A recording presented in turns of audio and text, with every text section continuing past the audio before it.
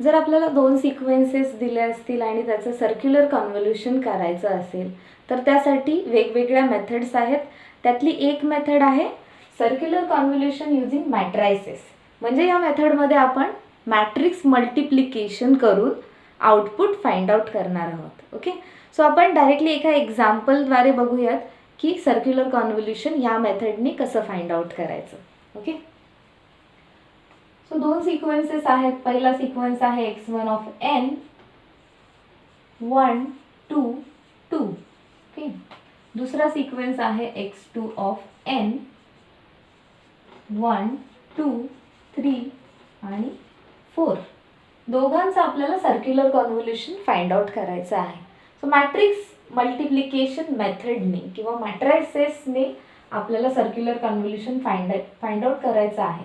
मग हे दोन्ही सिक्वेन्सेस आपल्याला मॅट्रिक्सच्या फॉर्ममध्ये मल्टिप्लाय करायचे आहेत. ओके, सो त्यासाठी आपण एक सिक्वेन्स घेऊन सर्क्युलंट मॅट्रिक्स एक तयार करणार आहोत. ओके, सो सर्क्युलंट मॅट्रिक्स एखाद्या सिक्वेन्सची कशी तयार करायची, तर इथे पहिल्यांदा आपण इम्पॉर्टंट पॉईंट आहे लेंथ नोट करूयात. ह्याची लेंथ आहे 3, ह्याची लेंथ आहे 4. सो सर्क्युलर कॉन्व्होल्युशन करताना आपल्याला पहिल्यांदा लेंथ इक्वल करून घ्यावी लागेल. सो इथे आपण x1 ऑफ n ला चेंज करूया. 0 पॅडिंग करायचं आहे आपल्याला. एक 0 पॅडिंग केलं कारण की आपल्याला फक्त 4 सॅम्पल हवेत. इथे 4 सॅम्पल आहेत म्हणून. जर इथे 5 सॅम्पल असते तर आपण काय केलं असतं, इथं 2 0 पॅड केले असते. ओके, त्याला 0 पॅडिंग म्हणतात. हे सॅम्पल्स दिलेले आहेत, त्याच्या आजूबाजूचे सगळे सॅम्पल्स काय असतात, 0च असतात. त्यामुळे आपण 0 पॅडिंग करू शकतो. ओके, तो एखादा मॅट्रिक्सची आपल्याला सर्क्युलंट मॅट्रिक्स सी कशी तयार करता येईल आपण ह्या मॅट्रिक्स सिक्वेन्सची करूयात. सी आपल्याला सॅम्पल्स जे आहेत सिक्वेन्सचे x of 0 x of 1 x of 2 x of 3 हे सॅम्पल्स आहेत. हे कॉलम फॉर्मॅटमध्ये लिहून घ्यायचे आहेत आणि नंतर सर्क्युलर शिफ्ट करत जायचे एक एकने. सर्क्युलर शिफ्ट करूयात vertically down. Okay, last sample येईल सर्क्युलरली फिरून वरती. तो सर्क्युलर शिफ्टिंग आपण x2 वर केलं, x1 वर केलं. ओके, इथं आपण x2 लिहूयात कारण की आपण x2 ला करणार आहोत. पुन्हा शिफ्ट करायचं आहे. सो ही जी सी तयार होणार आहे ही आपली n/n मॅट्रिक्स आहे. n ची व्हॅल्यू काय असेल, इथे आपले n maximum samples that is equal to 4. 4 आहेत म्हणजे आपली मॅट्रिक्स असणार आहे 4/4 साईजची. ओके, इथे येईल x2 ऑफ 2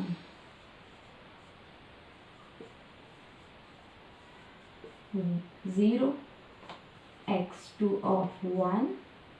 नंतर परत शिफ्ट झाल्यावरती येईल इथे 1 x2 ऑफ 2 x2 ऑफ 3 आणि x2 ऑफ 0. ओके, सो ही झाली एक सर्क्युलंट मॅट्रिक्स आपण फॉर्म करून घेतली. ओके, आता आपण फॉर्म्युला बघूयात की x3 ऑफ n चे सगळे सॅम्पल्स कसे आहेत. x3 of n x3 of 0 लिहूया आपण इथे 0 x3 of 1 x3 of 2 x3 of 3.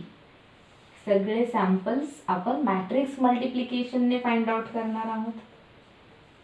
x2 of 0 x2 of 1 x2 of 2 x2 of 3 x2 of 3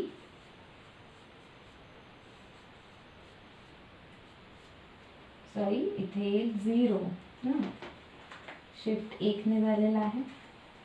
1 x2 of 2 x2 of 2 2 of 3 x2 of 0 x2 of 1 x2 of 1 2 3 0.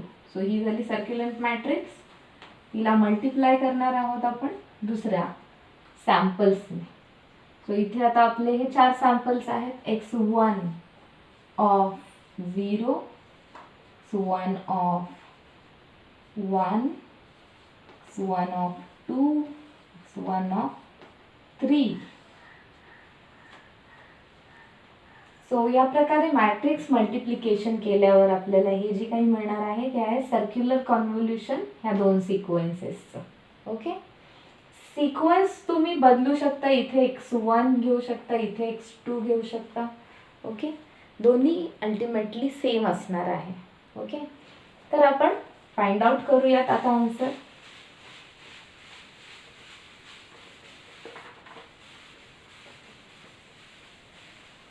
Actual numbers काय आहेत ते आपण इथे लिहून काढूयात.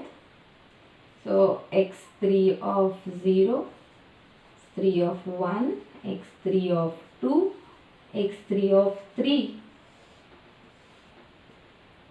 Is equal to x2 of 0. x2 of 0 आहे 1, x2 of 1 आहे 2, 3, 4. 4, 1, 2, 3. 3, 4, 1, 2, 2, 3, 4, 1. ही झाली सर्क्युलंट मॅट्रिक्स 4x4 ची. x1 ऑफ 0, 1, 2, 2 आणि हे 0 पाहिजे. आता या दोघांचं मॅट्रिक्स मल्टिप्लिकेशन करायचं आहे. पहिली रो मल्टिप्लाइड बाय हा कॉलम आणि त्यांची बेरीज. ओके. सो आपण मॅट्रिक्स मल्टिप्लिकेशन करूया. पहिली रो आणि हा column 1 plus 4 8 4 into 2 8 plus 6 plus 0. Next second row multiplied by this column 2 plus 2 plus 8 plus 0. तिसरी रो आणि हा कॉलम. सो येईल हे 3 plus 4 plus 2 plus 0. Last row आणि हा column 4 plus 6 plus 4 plus 0. Okay. आता या फॉर्म्युलानुसार आपण वरती कॅल्क्युलेशन्स केलेले आहेत. आता आपल्याला आन्सर फाइंड आउट करायचं.